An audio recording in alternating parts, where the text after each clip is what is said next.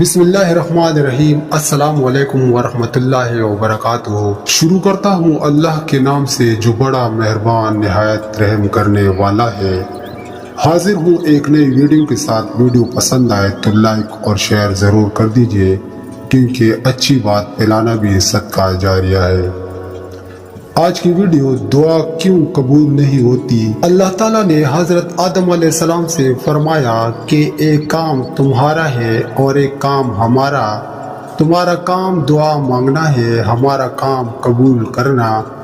اللہ تعالیٰ اس سے حیا فرماتا ہے کہ بندے کے پہلے ہوئے ہاتھ خالی واپس کرے۔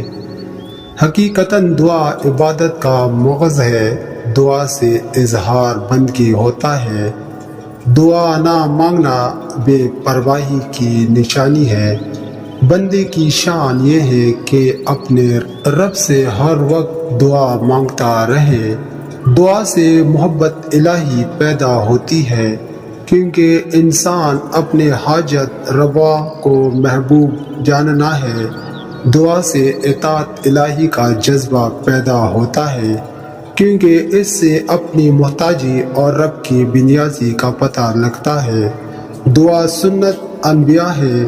ہر پیغمبر نے ہر موقع پر دعائیں مانگے۔ دعا رب کو پیاری ہے، اس نے قرآن حکیم میں حکم دیا۔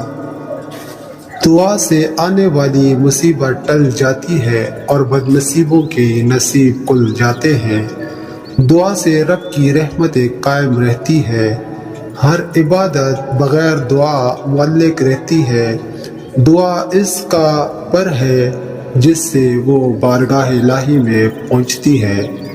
ادب دعا کے وقت چاہیے کہ ہتھیلیاں آسمان کی طرف پھیلی ہوں، دونوں ہاتھوں میں کچھ فاصلہ ہو، نہ بہت نیچے ہو نہ بہت اونچے، بلکہ کندھے کے مقابل رہے۔ دعا کے بعد ہاتھوں کو منہ پر پھیر لیا جائے۔ ضروری ہے کہ دعا کرنے والے کا رزق حلال ہو۔ دعا کے وقت دل حاضر ہو۔ دعا کے وقت قبولیت کی کبھی امید ہو۔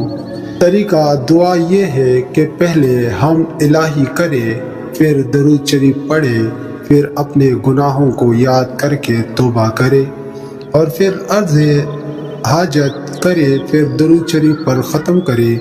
دعا کے وقت اپنے مقصد کو دھیان میں رکھے، کیونکہ خیال کا بڑا اثر ہوتا ہے۔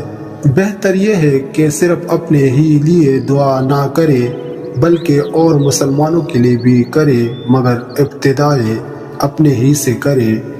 اوقات دعا چند وقتوں میں دعا زیادہ قبول ہوتی ہے۔